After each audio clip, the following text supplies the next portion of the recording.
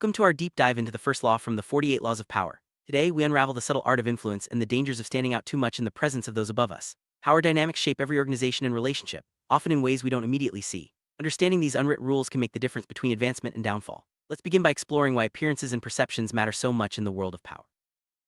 All one is simple but profound: never outshine the master. This principle warns us that those in power need to feel secure in their position. If you appear too talented or capable, you risk making your superiors feel threatened. Instead of gratitude, your brilliance may inspire fear or resentment. The key is to manage how you are perceived, ensuring your strengths never overshadow those of your boss or leader.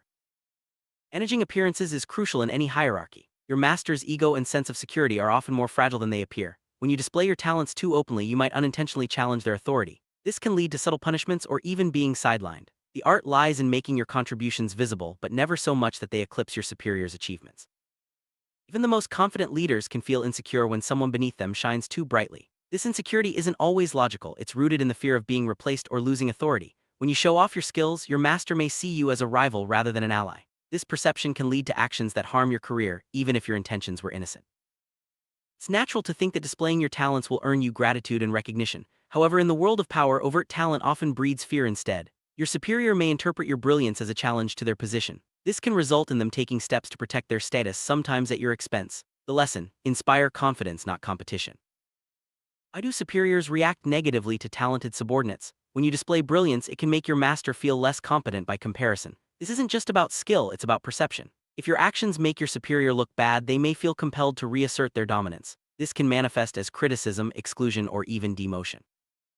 When a master feels threatened, their response is rarely direct. Instead, they may subtly undermine your contributions or favor less talented colleagues. This is a way to restore their sense of control without open confrontation. Over time, your talent becomes a liability and your opportunities for advancement shrink. Recognizing these patterns early can help you adjust your approach. Let's look at a real-world example. Nicolas Fouquet, finance minister to Louis XIV, hosted a lavish party at his shade, outshining anything the king had ever seen. Instead of being impressed, Louis XIV felt threatened and humiliated. Fearing Fouquet's influence, the king had him arrested, and Fouquet spent the rest of his life in prison. This story illustrates the dangers of outshining those in power. Fouquet's story is a cautionary tale. His display of wealth and taste didn't win him favor, it made the king feel inferior. The lesson here is clear: when you make your master look bad, you risk everything. Fouquet's fate was sealed not by his lack of talent but by his failure to manage perceptions and respect the delicate balance of power.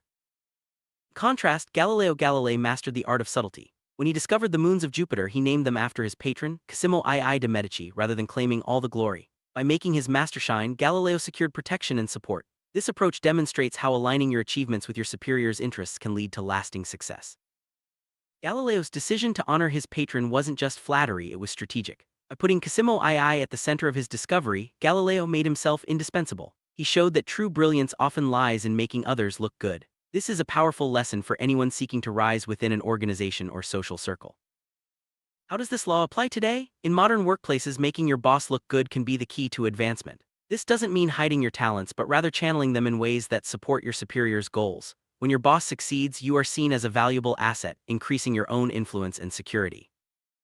The key to power is making your master appear more brilliant than they are. When you do this, you become indispensable. Your value is tied to your ability to enhance your superior's reputation. This approach not only protects you from envy but also positions you as a trusted ally in their eyes.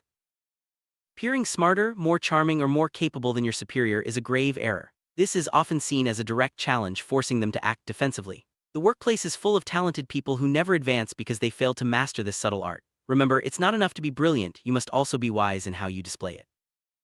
If you are more intelligent or skilled, act with subtlety. Sometimes it's wise to appear naive or in need of your superior's expertise. This allows them to feel important and in control. By letting them correct you, you inflate their ego and make yourself seem non-threatening, all while advancing your own position. The perception of being a threat can have real consequences for your career. Even if you mean well, if your boss feels overshadowed, they may act to protect their position. This can mean lost opportunities, stalled projects, or even being pushed out. Always be mindful of how your actions are interpreted by those above you. The goal isn't to be mediocre. Instead, aim for the sweet spot, be brilliant without being perceived as a threat. This balance allows you to advance while maintaining the support and trust of your superiors. It's a delicate dance, but mastering it is essential for long-term success in any power structure.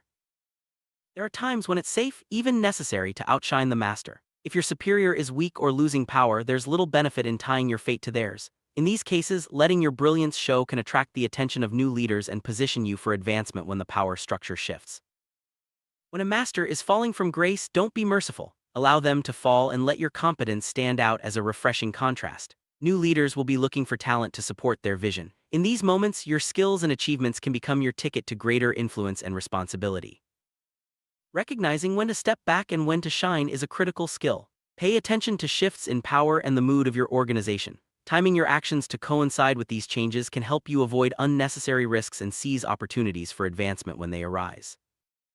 To summarize, Law 1 teaches us to never outshine the master. This law is about understanding the psychology of those in power and managing your own ambitions accordingly. By supporting your superiors and making them look good, you protect yourself and create opportunities for growth. Remember, power is as much about perception as it is about skill.